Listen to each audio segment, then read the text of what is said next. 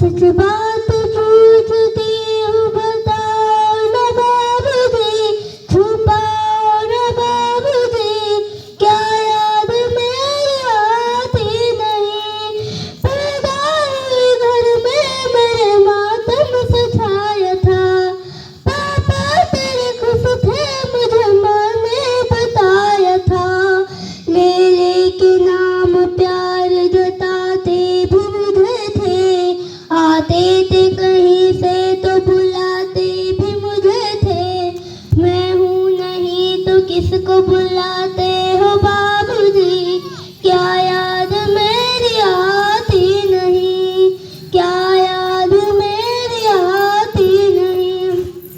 हर जिद मेरी पूरी हुई, हर बात मानते, बेटे थे मगर बेटों से ज्यादा थे जानते।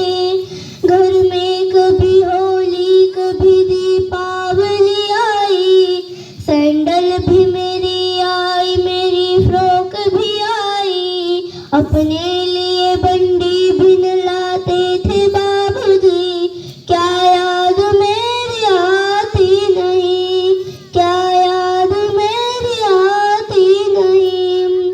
सारी उम्र खर्चे में कमाई में लगा दी, दादी बीमार थी तो दवाई में लगा दी। पढ़ने लगे हम सब तो पढ़ाई में लगा दी, बाकी बचाव मेरी सगाई में लगा दी। अब किसके लिए